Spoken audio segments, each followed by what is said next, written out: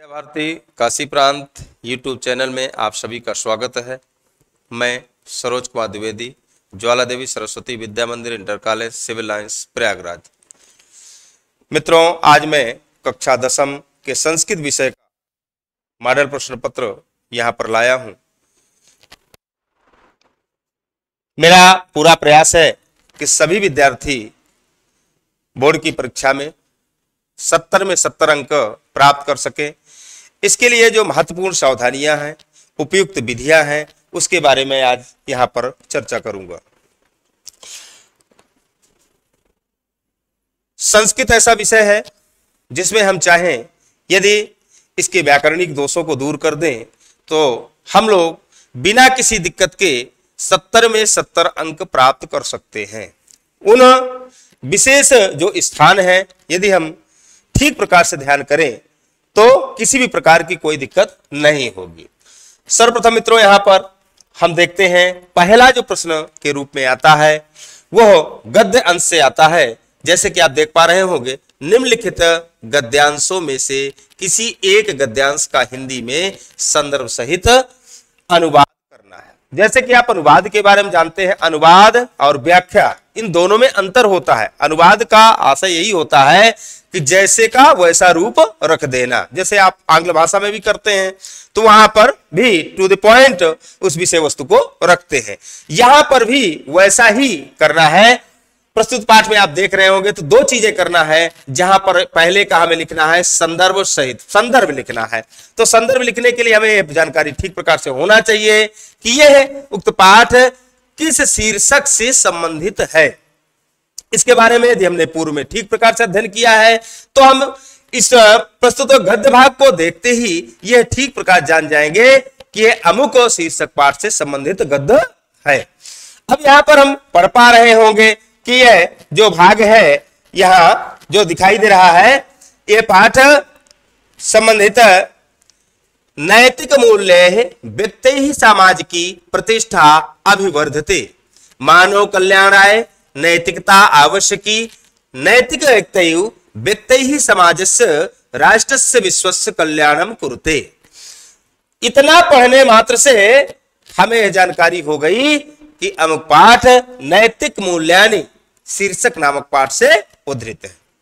तो अब हम इसको पहले यहां पर इसका संदर्भ लिखेंगे। संदर्भ यहां पर प्रस्तुत गद्यांश या संस्कृत का गद्यांश हमारी पाठ्य पुस्तक संस्कृत गद्य भारती शीर्षक के नैतिक मूल्यानि शीर्षक नामक पाठ से लिया गया है। प्रस्तुत गद्य अंश में नैतिक मूल्यों के संबंध में जानकारी दी गई है कि नैतिक मूल्य के माध्यम से मनुष्य का जीवन अनुशासित एवं निष्कंटक होता है। इसके बाद अब हम इसके अर्थ को लिखेंगे। जैसा कि देख पा रहे हो, नैतिक मूल्य ही व्यक्ति समाज की प्रतिष्ठा अभिवर्धते। नैतिक मूल्य के माध्यम से व्यक्ति के अंदर व्यक्ति सामाजिक प्रतिष्ठा को प्राप्त करता है। आगे, मानव कल्याणाय नैतिकता आवश्यकी, मानव कल्याण के लिए नैतिकता का होना आवश्यक है। नैतिकता होना आवश्यक है।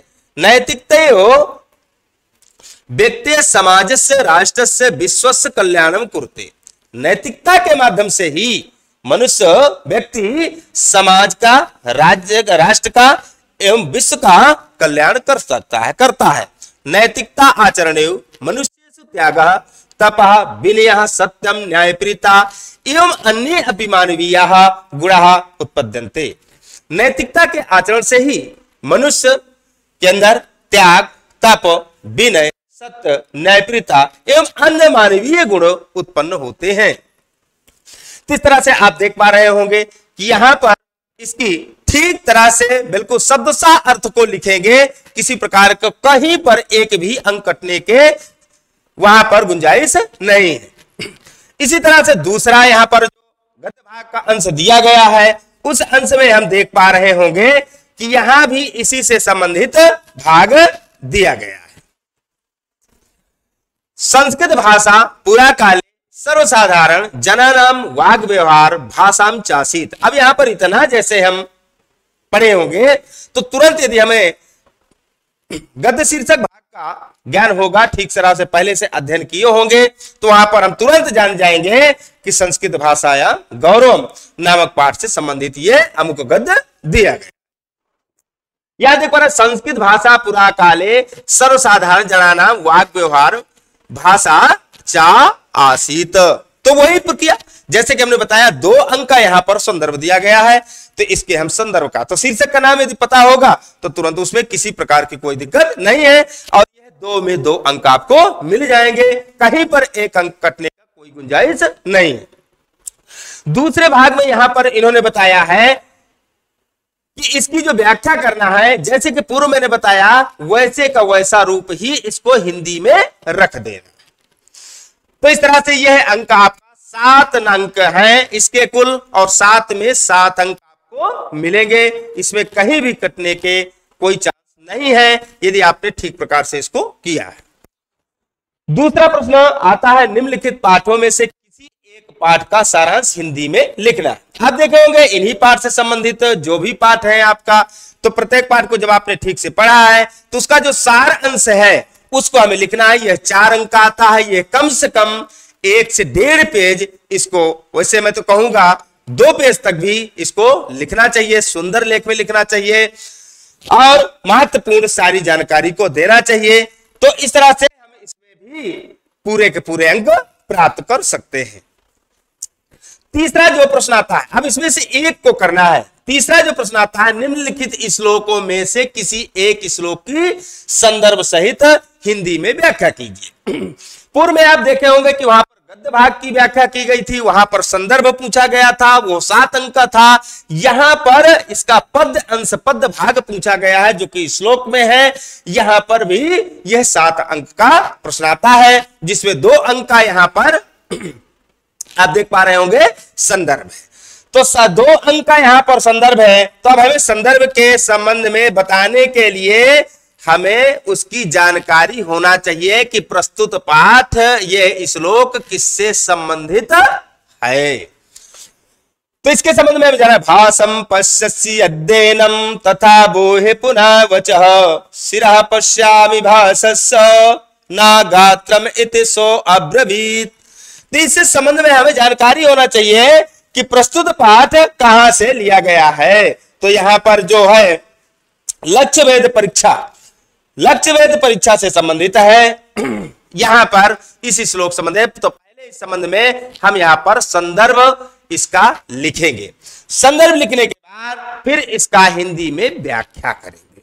हिंदी में व्याख्या पूर्णतया उससे संबंधित जो बात है और उसको भी हम यहां पर लिखेंगे, क्योंकि मैंने पूर्व में बताया है संदर्भ और अनुवाद दोनों में अंतर होता है। दूसरी तरह इसी तरह से यह भी है, ना होर्ष्यसि ना द्वेष्टि ना सोचति न कांक्षति शुभा शुभ परित्यागी भक्ति मान्या सामे प्रिया। ये दोनों में से किसी एक को करना है। यह 7 अंक का प्रश्न है, 2 अंक का संदर्भ आता है और 5 अंक की इसकी व्याख्या आती है। तो ये आराम से कर लेंगे, इसमें किसी प्रकार की कोई दिक्कत नहीं है और होनी भी नहीं चाहिए। आगे देखेंगे। अब इस तरह से आप देखते हैं चौथा प्रश्न आता है। चौथा प्रश्न में सूक्ति पूछी जाती है। सूक्ति के संबंध में बताने के लिए वास्तव में यह पूरे के पूरे अंक इस प्रश्न पर प्राप्त होते हैं। इसमें ध्यान क्या देना है कि पहला काम तो हम देख रहे हैं कि इतना दिया, देखने में तो हमें लगता है कि इतना ही दिया गया है, लेकिन वास्तव में यह पूरा श्लोक दे दिया गया है। इतने से हमें यह नहीं मानना चाहिए कि केवल इतना ही दिया गया है, वास्तव में यह पूरा का पूरा श्लोक दे दिया गया है। चाहे जो भी यहां पर पंक्ति है, सूक्ति का आशय ही यही है, उसका मूल अंश। तो यहां पर पहला काम हम संदर्भ लिखेंगे।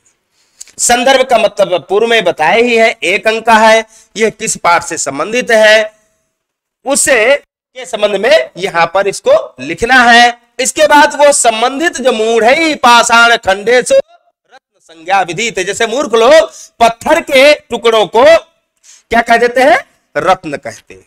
तो अब इससे ये तो इसका एक अर्थ हुआ, इसका अर्थ हुआ, लेकिन इसकी व्याख्या करना है और व्याख्या करने के लिए हमें उस पूरे श्लोक की ही व्याख्या करना चाहिए, तभी हमें पूरा का पूरा अंक प्राप्त होगा। इसी तरह से यहां दिया है एतद् विधात समासेन लक्षणम सुख दुःखयो। अब तो इस तरह से हमें पूरी उसकी व्याख्या करना होगा और उस व्याख्या के करने के लिए हमें उसका श्लोक के अर्थ की पूरी तरह से उसकी जानकारी होना चाहिए, तभी हम उसको व्याख्या कर सकते हैं, उसको बता सकते हैं। तो यह 3 अंक का है। आगे इसमें देखेंगे निम्नलिखित में से किसी एक श्लोक का अर्थ संस्कृत में लिखना है। स्वाभाविक सी बात है, यहां पर देख पा रहे होंगे 5 अंक का है और मित्रों इसमें किसी प्रकार कोई हिचकार नहीं होना चाहिए, कोई समस्या नहीं आनी चाहिए। यदि आपको हिंदी अनुवाद आता है, संस्कृत अनुवाद आता है, तो इसमें किसी भी प्रकार का नहीं है। जैसा अनुवाद आप करते हैं तो पहले चीज की उसका हमें हिंदी अनुवाद आना चाहिए। श्लोक का काव्य शास्त्र विनोदेन काल गच्छति धीमताम व्यसनेन चा मूर्खाणाम निंद्रया कलहेन व। दोनों श्लोकों को अभिवादनशीलस्य नित्यं वृद्धोपसेविनः चत्वारि तस्य वर्धन्ते आयो विद्याय बलम। तो जैसा यह रूप लिखा है उसी तरह से हमें इसका रूपांतरित परिवर्तित रूप कर देना है। काव्य शास्त्र विनोदेनो कालो गच्छति धीमता। जो सज्जन व्यक्ति होते हैं अपना संपूर्ण समय काव्य शास्त्र आदि के पठन पाठन में ही व्यतीत करते हैं, उसी से अपना मनोरंजन करते हैं। लेकिन जो मूर्ख व्यक्ति होते हैं वो सोने और कला आदि में ही अपना समय व्यतीत करते हैं। इसी तरह से दूसरा, अब इसी को हम क्या करेंगे, अन्वय करके इसका रूपांतरित व्याख्या कर देंगे। अस्मिन् श्लोके अंतर्गत है सज्जन पुरुषाः यत् कथयति। तो उसके संबंध में यहां पर व्याख्या लिखेंगे, संस्कृत व्याख्या है, कोई दिक्कत नहीं है। जैसा कि इसका आपने हिंदी अनुवाद किया है उसी का परिवर्तित रूप कर देना है, कोई समस्या यहां पर नहीं होगी। तो इसी रूप में यहां पर आप इसको कर सकते हैं, कोई समस्या नहीं है। आगे देखेंगे तो ये आपका 5 अंक का है। अब बहुत सामान्य सी बात है, इसमें आसानी के साथ हम इन अंकों को उठा सकते हैं, किसी प्रकार की कोई दिक्कत नहीं है। दूसरी बात, यहां पर जो 6वां प्रश्न है, निम्नलिखित से एक किसी पात्र का चरित्र चित्रण करना, बहुत सामान्य सा प्रश्न है। इसमें जो भी छात्र अपने पाठ को पढ़ा होगा, ठीक प्रकार से पढ़ा होगा, तो यहां पर उसके चरित्र चित्रण लिखने में किसी प्रकार की कोई दिक्कत नहीं है। जैसे यहां पर दिया यथा महात्मना संस्मरणानि, पाठ के आधार पर महात्मा गांधी का चरित्र चित्रण। अब यहां पर विशेष बात यह है अच्छे अंक प्राप्त करने के लिए कि महात्मा गांधी के संबंध में जितने भी तथ्य दिए गए हैं उनसे संबंधित हम एक दूसरे रंग से उसको लिखेंगे, इसके जाति का प्रयोग करेंगे और पूरी जानकारी देंगे। तो यहां पर भी मैं जैसे कि बताया था कम से कम 2 पेज में लिखना है, तो उससे संबंधित 2 से 2.5 पेज में लिख करके इसको करेंगे और यहां पर पूरे 4 में 4 अंक आप प्राप्त कर सकते हैं, कोई दिक्कत नहीं। तो यहां पर किसी एक का करना है। पहला महात्मा संस्मरणानि पाठ से है, फिर कारुणिको जीमूत वाहना है और तीसरा यहां पर वयम भारती, यह पाठ के आधार पर दीपक का। तो अब आप देख रहे हैं महात्मा गांधी का है, जीमूत वाहन का है और तीसरा में दीपक का है। तो तीनों में से किसी एक का चरित्र चित्रण करना है, जो कि बहुत सामान्य है। जिन्होंने भी पढ़ा है इसको आसानी के साथ कर सकते हैं, कोई दिक्कत नहीं होगी। जो 7वां प्रश्न नंबर आता है हमारे, तो यहां पर निम्नलिखित में से किन्हीं 2 प्रश्नों के उत्तर संस्कृत में लिखना है। 2 प्रश्नों के उत्तर लिखना है। तो अब आप देखे हैं कि यहां पर संस्कृत में उत्तर लिखना है तो कोई समस्या नहीं होगी, जैसा कि आपने पाठ पढ़ा है। जैसे अब जानते हैं सभी लोग कि भाई पाठ को पढ़े हैं, महात्मना कुत्र जन्म लेभे। अब कुत्र कहां जन्म हुआ था, मात्र तो हिंदी यदि आप जान रहे हैं संस्कृत की तभी ना उसको ठीक कर पाएंगे। तो यदि इसमें कोई दिक्कत नहीं होगी, महात्मा गांधी का जन्म कहां हुआ था, जन्म कहां प्राप्त किए थे, तो यहां पर पोरबंदर गुजरात प्रांत है। पोरबंदर स्थान है, तो इसको लिख सकते हैं, कोई दिक्कत नहीं है। अब 2 ही प्रश्न का उत्तर देना है, नाटक में पढ़े हैं, इसको जो भी आपने ठीक प्रकार से पढ़ा है तो इनके उत्तर को देने में कोई दिक्कत नहीं होगी। इसी तरह से अब 2 प्रश्न करना है, क्योंकि यहां पर 2.5 अंक के हैं, तो बराबर 5 अंक का यह आपको बड़ा सामान्यतया स्थिति में यह अंक प्राप्त हो जाएगा। अगला प्रश्न आता है, तो उसमें से 8वां प्रश्न नंबर है, यहां पर निम्नलिखित में से सही विकल्प चुनकर लिखना है। प्रत्याहार आप देखे होंगे, ये तो वास्तव विषय कक्षा 6 से ही शुरू हो जाता है। यहां पर एक प्रत्याहार, हमारे यहां 42 या 43 प्रत्याहारों की संरचना माहेश्वर सूत्रों के माध्यम से बताई गई है व्याकरण के अंतर्गत के।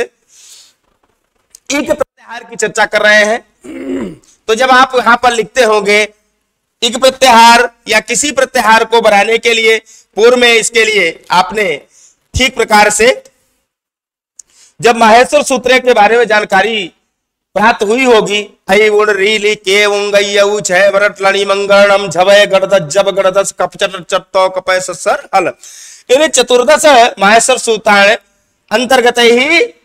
अब यहां पर देख रहे हैं 14 माहेश्वर सूत्रों के अंतर्गत यहां पर 42 प्रत्याहारों की संरचना की गई है।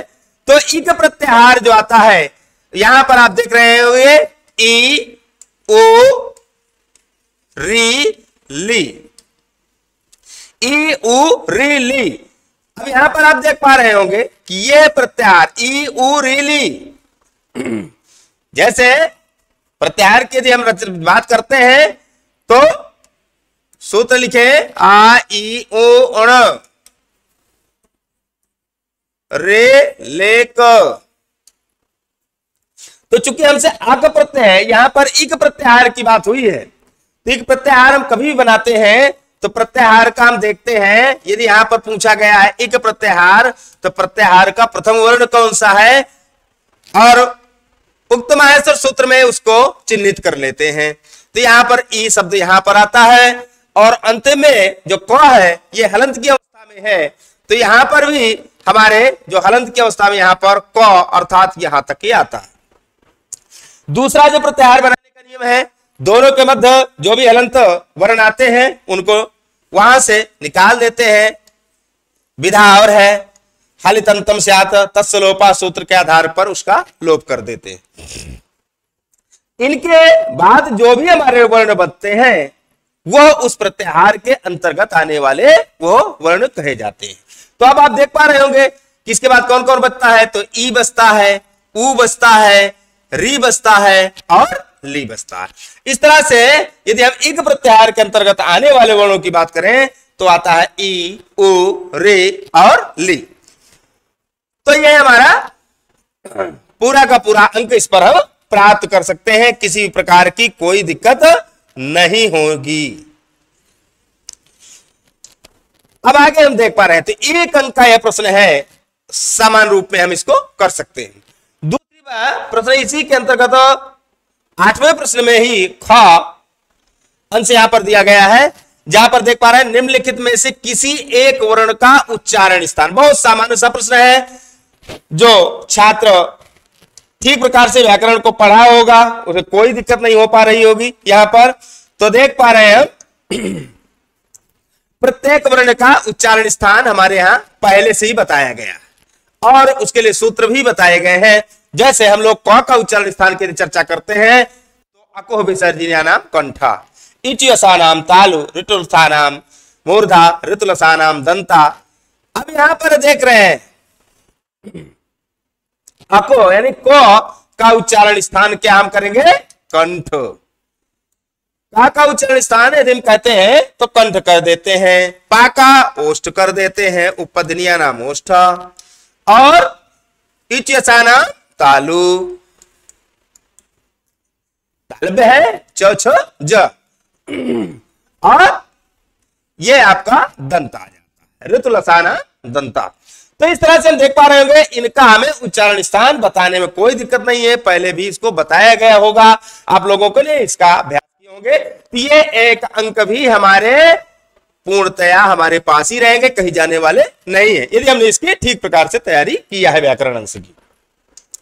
बहुत ही सरल, मैंने जैसे कि पूर्व में ही आपको बताया, किसी की हिम्मत ही नहीं है कि आपका एक भी अंक काट सके।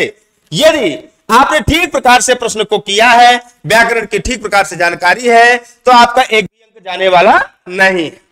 9वां प्रश्न का जो क नंबर यहां पर दिया है, देखते हैं। संधि करना है यहां पर, निम्नलिखित में से किसी एक पद का संधि विच्छेद करके संधि का नाम लिखना। बहुत सामान्य सा प्रश्न है, इसमें बिल्कुल हड़बड़ाना नहीं है, बिल्कुल नहीं करना है। आप सभी, मैं जानता हूं सभी पढ़े हैं, और इसको हमें देखना है। वास्तव में तो हमने कक्षा 10 में कौन कौन से संधियां हैं इसके बारे में पूरी जानकारी है, हमें कोई दिक्कत नहीं है। जैसे यहां पर पद दिया गया है आपका,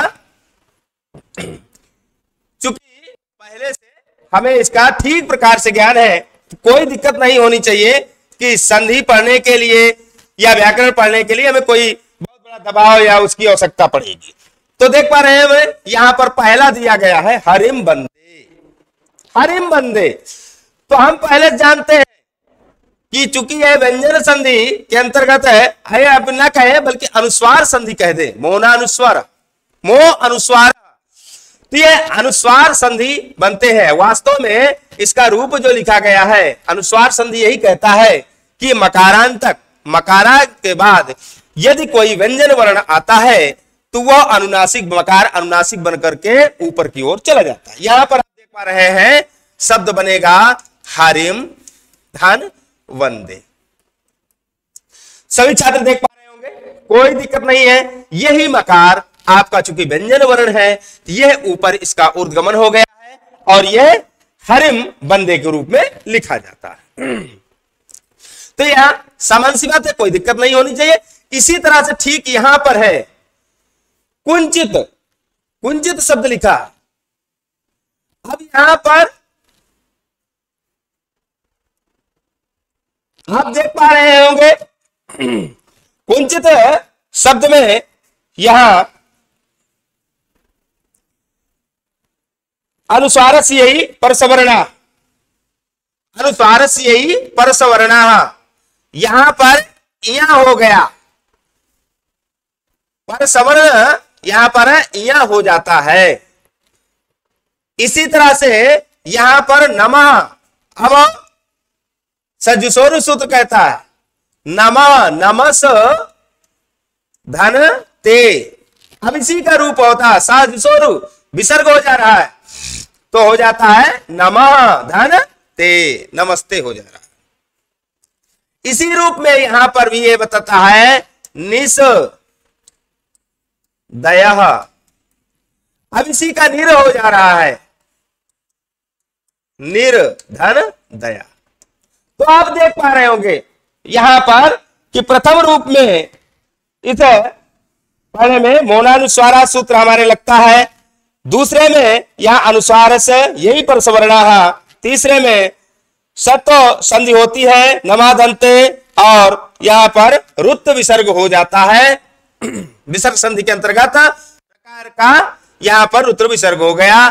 तो यहां पर देख रहे हैं नमस्ते, तो इस संधि में कोई समस्या नहीं आएगी, पूरे में पूरे अंक प्राप्त करना है किसी एक पद का। तो हरिम बंदे, नमः ते, निर दया निसे, अब उसका रूप होता है, और कुम कुन धन चित, कुंचित कुम अगला रूप इसमें आता है, तो इसमें किसी भी एक पद का कर सकते हैं, कोई दिक्कत नहीं आएगी। दूसरा रूप यहां पर आप देख पा रहे होंगे सभी,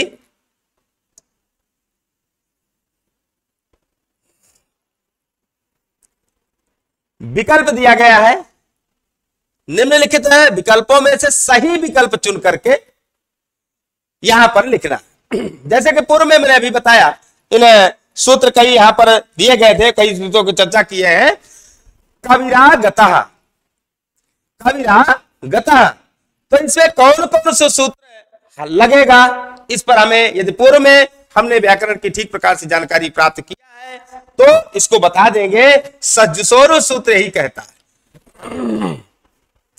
यहां सज्जुसोरु, सज्जुसोरु का यदि तो बहुत बड़ा क्षेत्र है, लेकिन अभी फिलहाल हम यहाँ पर कक्षा दशम की दृष्टि से यदि चर्चा करेंगे तो सस आदेश होता है रू का, स का रू और रू के उप की उपदेशक जन्नासिक से ही संज्ञा करके तत्सलोपा सूत्र के आधार पर उसका लोप कर देते हैं।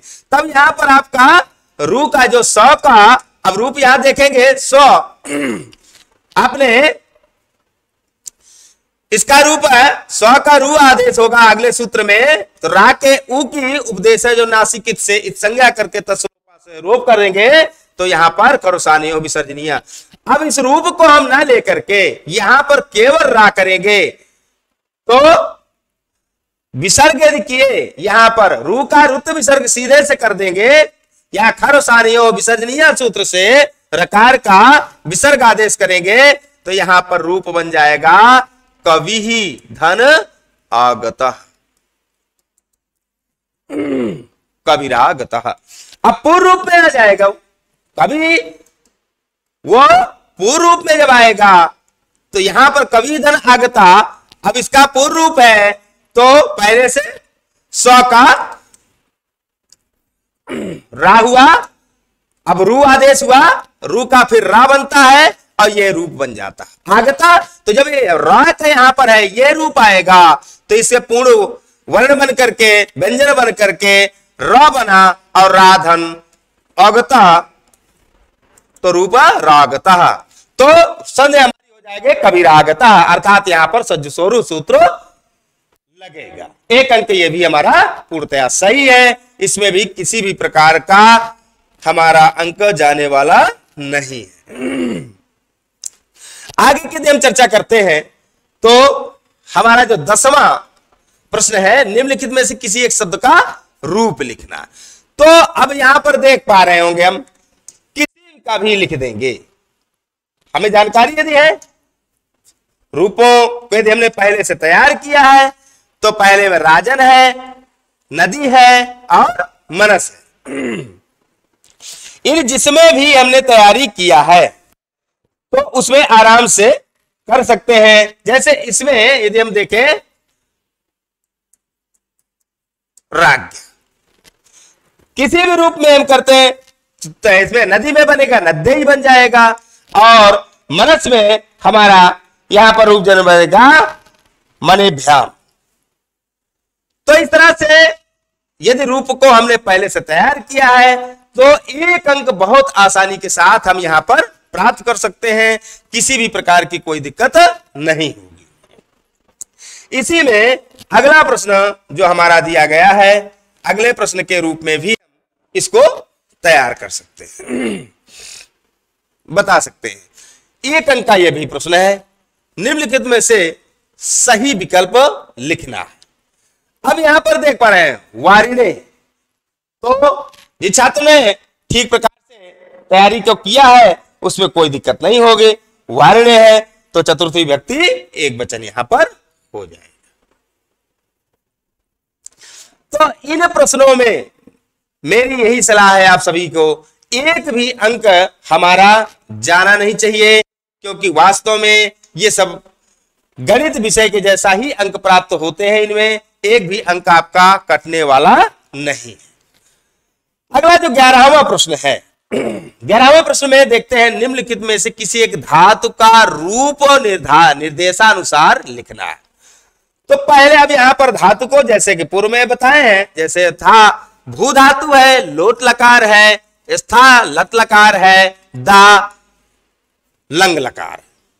भू धातु, अब हमें यदि रूप याद है ठीक प्रकार से तो यहां पर भू धातु लट लकार हो, चाहे लोट लकार हो, चाहे लंग लकार हो, चाहे विधिलिंग लकार हो, किसी भी लकार का रूप आ जाए हमें आसानी के साथ लिख देना होगा वहां भवति भवता। जैसे लट लकार की बात हम करते हैं, भवति भवता, भवंती भवसी भवता, भवत भवामी भवावा भवावा, लोट लकार या विधिलिंग लकार जो भी हो, भवत भवताम भवंतु, भव भवतम, भवत भवान भवा भवा, किसी भी रूप का हो, लेकिन यदि हमें ठीक प्रकार से याद है तो इसमें यह एक अंक हमारा जाने वाला नहीं है और उसको आसानी के साथ उस अंक को हम प्राप्त कर सकते हैं। तो ये एक अंक भी हमारा, तो आप देख पा रहे होंगे कि शुरू पीछे से लेकर के ही हमारे एक एक अंक हम यहां पर प्राप्त कर रहे हैं और सारे अंक हमें आसानी के साथ मिल जा रहे हैं, कोई दिक्कत नहीं हो रही कहीं पर, यदि ठीक प्रकार से तैयारी हो जाएगी। आगे देख रहे हैं, निम्नलिखित समस्त पदों में से किसी एक पद का समास विग्रह करना है।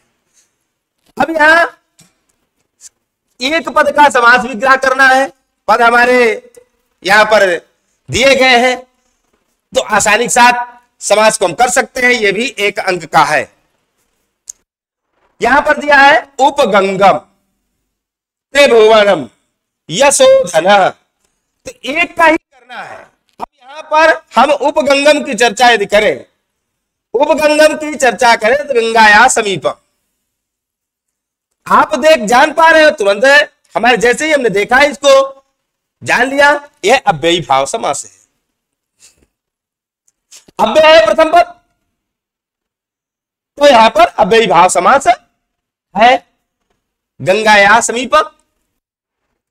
दूसरा पद अब यहां पर आप सभी जान गए होंगे, त्रिभुवन है, संख्यावाची दुगा, संख्याओं का योग दिया गया है, इस कारण से यहां पर द्विग समास होगा। और तीसरा जो पद है वो प्रिय है। तो यहां पर बहुत ही सामान्य रूप में हम इस अंक को प्राप्त कर सकते हैं। अगला प्रश्न हम देख रहे हैं, यह जो प्रश्न दिया है यहां भी कोई दिक्कत नहीं है, समास का ही भाग है, एक अंक का यह भी है। प्रतिदिनम में समास है, दिनम दिनम प्रतिदिनम, प्रतिदिनम दिनम दिनम प्रतिदिनम समास है यहां पर, तो हम जानते हैं यह भी अव्ययी भाव समास है।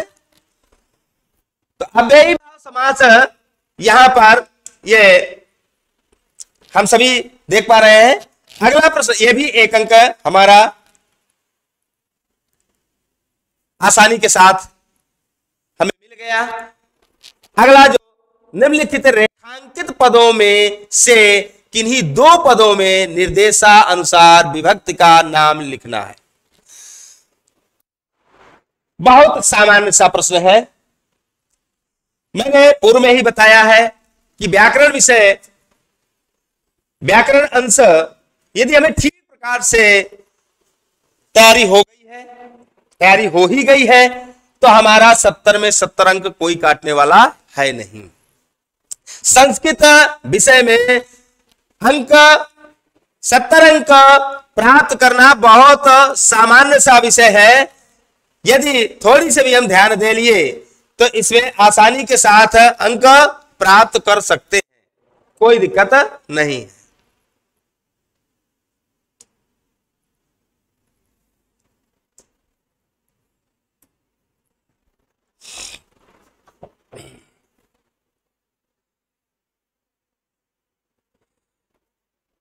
निम्नलिखित, अब यहां पर देख रहे हैं, अहम रामम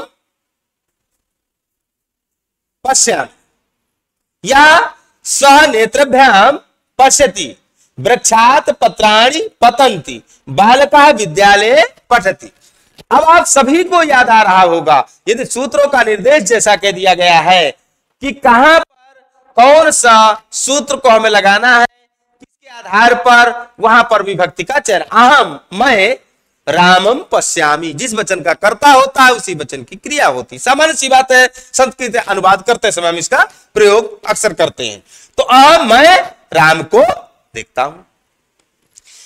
सहनेत्रभ्याम, सहायता, मध्य में तृतीया। अब यहां पर देख पा रहे हैं हम कि नेत्रभ्याम पश्यति, अब नेत्रों की सहायता से देख रहे हैं, तो यहां बताने की आवश्यकता नहीं है, यह अपने आप तृतीया व्यक्ति करण कारक हो जाएगा। अब सबसे महत्वपूर्ण जो विषय है, हम इसको बताने के साथ साथ यहां सूत्रों को भी निर्देशित करेंगे, तभी हमें यह एक में एक अर्थात दो में दो अंक प्राप्त हो सकेगा। वृक्षात पत्राणि पतन्ति, वृक्ष से पत्ते गिरते हैं, तो यहां पर आप जान रहे हैं पंचमी व्यक्ति अपादान काल। बालकः विद्यालये पठति, बालक विद्यालय में पढ़ता है। आधारे अधिकरण। तो यहां हम सूत्रों की यदि बात करते हैं, प्रथम द्वितीय विभक्ति कर्म कारक हो जाएगा। तिया में साधकतम करणम, साधन का माध्यम का कार्य कर रहा है, तो यहां पर साधकतम करणम सूत्र है हमारा लागू हो जाएगा। और चूंकि साध्यम है, वृक्षात पत्राणि पतंती, यहां पर जो बता रहा है ध्रुवोपाये अपादानम, ध्रुवोपाये अपादानम, यहां पर पृथक का योग है। पेड़ से वृक्ष पत्ते गिरते हैं, मूलावस्था से विलग हो रहे हैं, इस कारण से यहां पर पंचमी विभक्ति होगी। बालका विद्यालय आधार अधिकरण। तो इस तरह से हम सामान्य रूप में इस 2 अंक को प्राप्त कर लेंगे, अर्जित कर लेंगे। अगला जो हमारा विषय आ रहा है 14वां प्रश्न नंबर है, 2 अंक का यह भी है। निम्नलिखित में से किसी एक पद में धातु एवं प्रत्यय लिखना है। कोई भी प्रत्यय हो, कोई भी धातु हो, हमें उसका मूल क्या है, वो धातु है, उसकी पहले जानकारी होना चाहिए। श्रु, अब यहां पर हम देख पा रहे हैं श्रुत्वा लिखा, जैसे मान लीजिए, तो अब यहां हमें इसकी जानकारी हो पहले कि ठीक प्रकार से श्रु सुनना, अक्ता प्रत्यय, त्वा प्रत्यय, सुन करके, ता प्रत्यय जहां भी लगता है करके अर्थ में लगता है। अब यहां पर हम सामान्य रूप में सुधन कोत प्रत्यय है, गम धन तुमुल प्रत्यय। अब गम जानते हैं गच्छति इसी रूप बनता है, गम धातु ही होती है मूल धातु। इसी तरह से पठ धातु मूल हो जाएगी, और पर धातु के साथ साथ यहां पर अनियर प्रत्यय लग जाएगा। गंतुम में इसी तरह से यदि हम ध्यान देंगे तो तुमुल प्रत्यय लग जाएगा। यहां पर श्रुधन क्या प्रत्यय लग जाएगा। तो यहां देख पा रहे हैं अजा, टाप प्रत्यय लगता है, स्रोत में विवक्षा होती है आज, आजा, तो मूल आज, धन टॉप।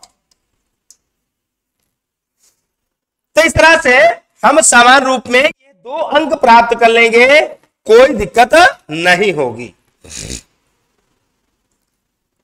अगला 15वां प्रश्न है जो वाच्य परिवर्तन है, बहुत सामान्य से है। संस्कृत और आंग्ल भाषा में भी हम एक्टिव वॉइस पैसिव वॉइस पढ़ते हैं, वहां भी इसको करते हैं। जैसे सीता पत्रम लिखत, अब सीता पत्र लिखती है, सामान्य विषय है, इसमें कोई दिक्कत नहीं है। सभी वाच्य परिवर्तन करने के लिए मया गम्यते, सीतया पत्रम लिख्यते, सीतया तृतीया विभक्ति करण कारक, सीतया पत्रम लिख्यते, सीतया मूल को, अपने कर्ता को यहां पर तृतीया में परिवर्तित कर दिया। मया पूर्व में ही दिया गया, तो मया मेरे द्वारा, तो मेरे द्वारा अहम तृतीया का प्रथम हो जाएगा, अहम अभाव, यहां मया, तो अहम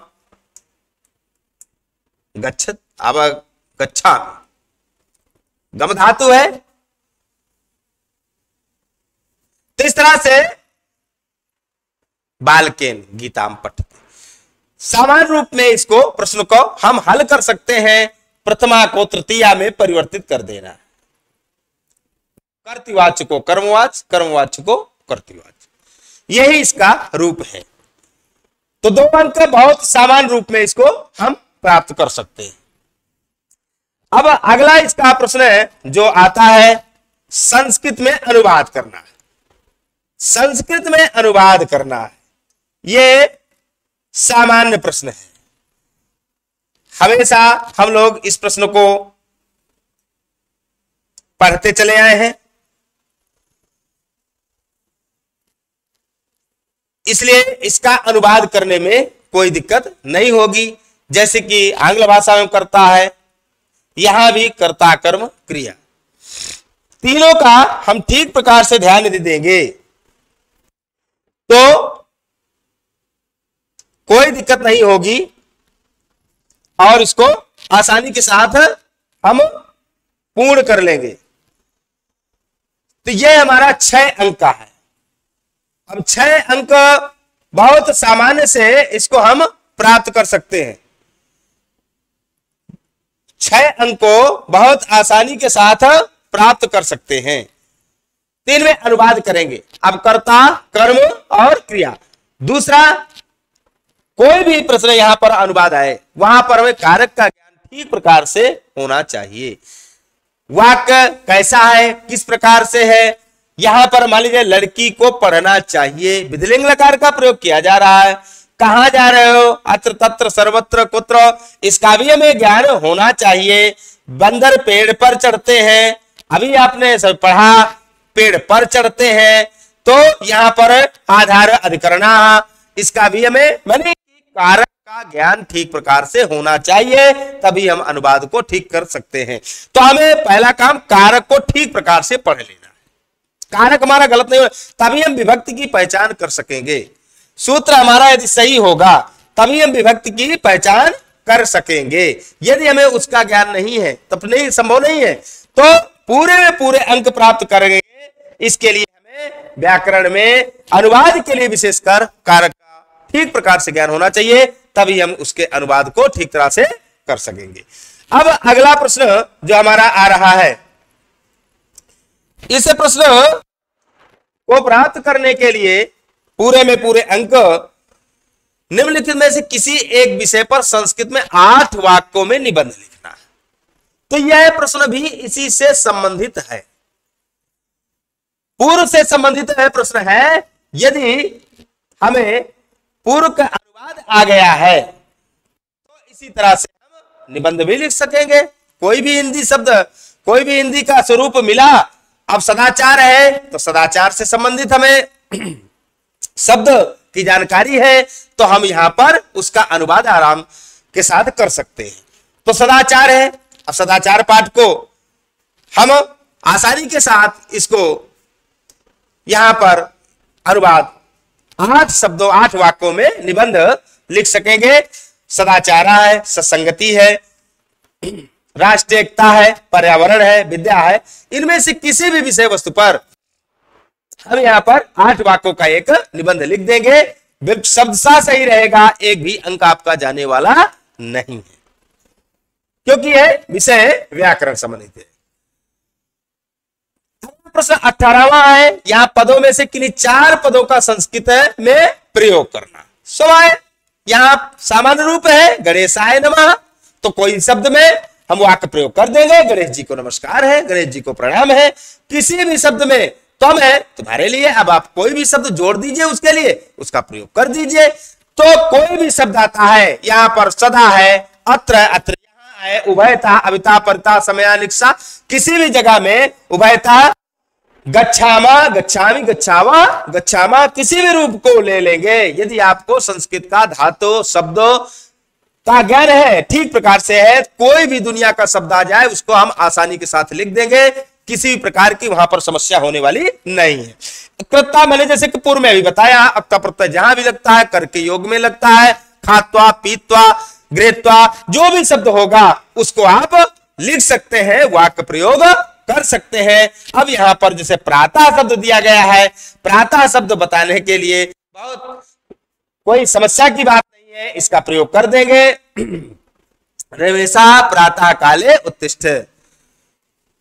इस प्रकार से हम 70 में 70 अंक बहुत ही सामान्य रूप में प्राप्त कर सकते हैं, किसी भी प्रकार की कोई दिक्कत नहीं होगी। आप सभी मित्रों को बहुत बहुत शुभकामनाएं, बधाई। आप संस्कृत में पूरी तरह से आप पूरे पूर्णांक के साथ प्रश्न पत्र करके आए, यही हमारी शुभकामनाएं। धन्यवाद।